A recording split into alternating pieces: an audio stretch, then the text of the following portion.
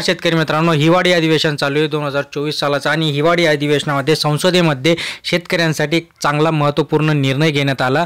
ज्या निर्णयाअंतर्गत शेतकऱ्यांना 2481 कोटींची आर्थिक मदत मिळणार आहे, म्हणजे प्रत्येकी 15,000 रुपयांपर्यंत ही मदत मिळणार आहे।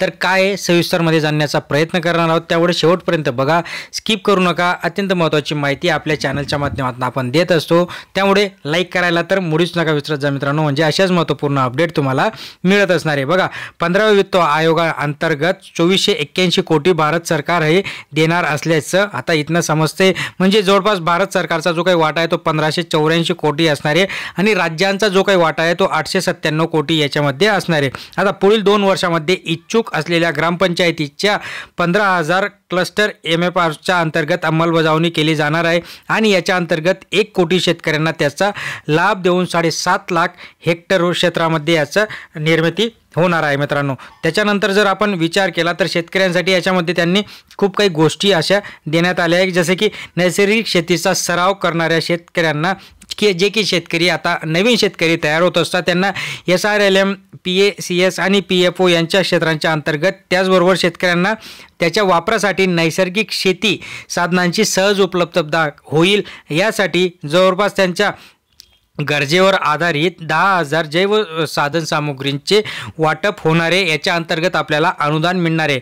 नंतर जर विचार केला तर शेतकऱ्यांना त्यांच्या नैसर्गिक शेती उत्पादनांचा बाजारपेठ मिळवून देण्यासाठी त्यांची जी काही प्रणाली आहे शेतकऱ्यांसाठी व्यवस्थितरित्या वेळेवर त्यांना या गोष्टी प्रदान केल्या जाऊ शकता आणि त्यासाठी हे निधी असणार आहे। याच्यात जर अजून पुढचा विचार जर केला तर शेतकऱ्यांसाठी देशभरामध्ये नैसर्गिक शेतीला मिशन मोडमध्ये प्रोत्साहन देण्यासाठी भारत सरकारने कृषी आणि कृषक कल्याण मंत्रालयाच्या अंतर्गत प्रायोगिक तत्त्वावर स्वतंत्र योजना म्हणून national mission on natural farming म्हणजे नॅशनल मिशन ऑन नॅचरल फार्मिंगची सुरुवात आता केली आहे आणि याच्या अंतर्गत शेतकऱ्यांना आता वेगवेगळ्या गोष्टींसाठी अनुदान देण्यात येणार आहे।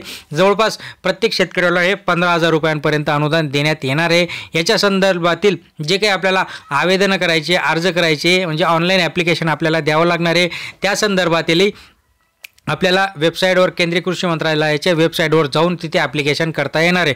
तुर्तास आजच जाहीर झाली आणि त्याच्यामुळे याला अजून म्हणजे पुढे गती देण्यासाठी जवळपास 1 महिना आपण इथून पकडून घेऊ आणि त्याच्यानंतर याचं ॲप्लिकेशन वगैरे कसं काय असणार आहे ते सगळं आपण आपल्या व्हिडिओच्या माध्यमातून जाणणार आहोत मित्रांनो। आणि त्यामुळे हे जे काही आपल्या शेतकऱ्यांसाठी आता एक हिवाळी अधिवेशनामध्ये सगळे शेतकऱ्यांचे विषय जे मांडायला पाहिजे ते मांडले जाणार आहेत हळूहळू। आता आज हा विषय पारित झाला, याच्यावर एक शिक्कामोर्तब झाला। आता सोयाबीन कापसाचं जे काही अनुदान राहिलेलं आहे किंवा सोयाबीनला महत्त्वाचं म्हणजे सोयाबीनला जो काही हमी भाव मिळत नाही त्याच्यावर देखील गहन चर्चा होणे अपेक्षित आहे। एवढीच आपण या व्हिडिओच्या माध्यमातून आता सांगू शकतो आणि पुढे काय होणार आहे तर नक्कीच आपण जाणण्याचा प्रयत्न करणार। त्यामुळे लाईक करून ठेवा, शेअर करा, सबस्क्राईब करा, शेजारील घंटीचा बटन देखील ऑन करून ठेवा। धन्यवाद।